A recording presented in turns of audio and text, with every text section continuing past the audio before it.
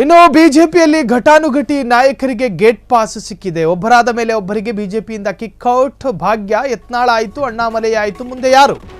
ಇಲ್ಲಿ ಹಿಂದೂ ಹುಲಿಗಿಲ್ಲ ಅವಕಾಶಗಳು. ಅತ್ತ RSS ಕಟ್ಟರ್ಗೆ ಇಲ್ಲ ರಾಜ್ಯಾಧ್ಯಕ್ಷ ಸ್ಥಾನ. ನಿನ್ನೆ ಅಣ್ಣಾಮಲೈ ಅಧ್ಯಕ್ಷ ಸ್ಥಾನಕ್ಕೆ ರಾಜೀನಾಮೆ ಕೊಟ್ಟರು.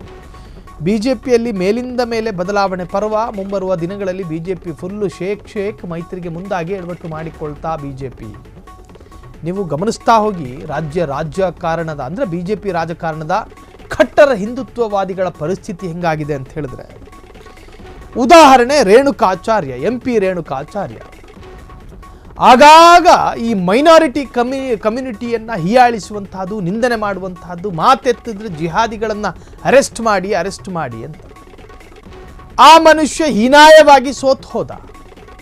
ಇನ್ನು ಬಿಜೆಪಿಯ MLC ಚಿಕ್ಕಮಗಳೂರಿನ ಮಾಜಿ ಶಾಸಕ CT ರವಿ ಮಾತಿಗೂ ಜಿಹಾದಿಗಳು ಅಪರಾಧಿ ಯಾರು ಅನ್ನೋದು ಸಾಬೀತಾಗೋದಕ್ಕಿಂತ ಮುಂಚೆನೆ ಅಲ್ಲಿ ಬಾಂಬ್ ಇಟ್ಟವನು ಇಂತಹದ್ದೇ ಜಿಹಾದಿ ಅಂತ ಹೇಳಿ ಸುಮ್ಮನೆ ಪುಂಕ್ತಾ ಇದ್ರು.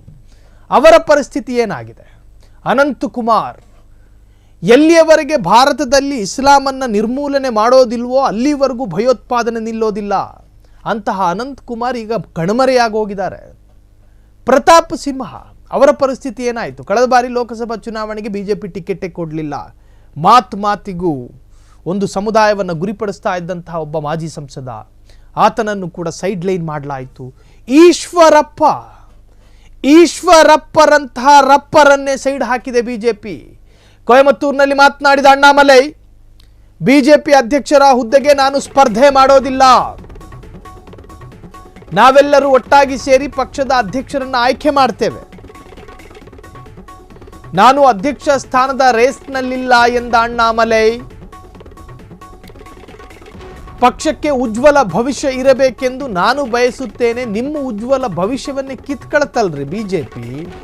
ಅನೇಕ ನಾಯಕರು ಬಿಜೆಪಿ ಬೆಳವಣಿಗೆಗಾಗಿ ತಮ್ಮ ಪ್ರಾಣ ನೀಡಿದ್ದಾರೆ.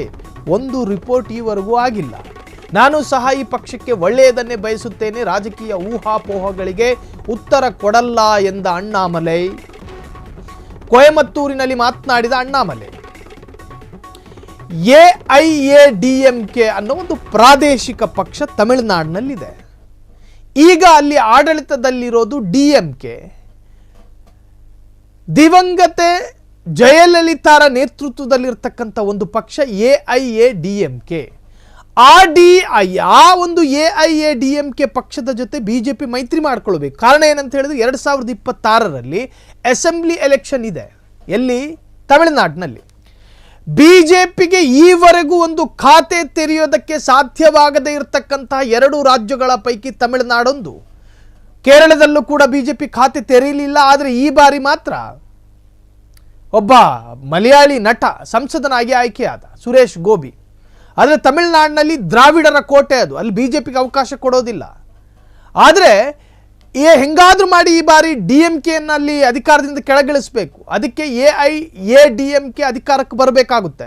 AIADMK ಅಧಿಕಾರಕ್ಕೆ ಬರಬೇಕು ಅಂತ ಹೇಳಿದ್ರೆ ಬಿಜೆಪಿಯ ಮೈತ್ರಿ ಬೇಕು, ಇಲ್ಲದಿದ್ದರೆ ಸಾಧ್ಯ ಇಲ್ಲ. ಸ್ವತಂತ್ರವಾಗಿ ಅಧಿಕಾರಕ್ಕೆ ಬರೋದಕ್ಕೆ ಸಾಧ್ಯ ಇಲ್ಲ ಅನ್ನೋದು AIADMKಗೂ ಕೂಡ ಗೊತ್ತು. ಹಾಗಾಗಿ ಯಾರ ಜೊತೆಯಾದರೂ ಮೈತ್ರಿ ಮಾಡ್ಕೋಬೇಕು. ಈಗ ತಮಿಳಿನ ವಿಜಯ್ ಕೂಡ ಒಂದು ಪಕ್ಷವನ್ನು ಕಟ್ಕೊಂಡಿದ್ದಾರೆ, ಕಳಗಂ ಪಕ್ಷ.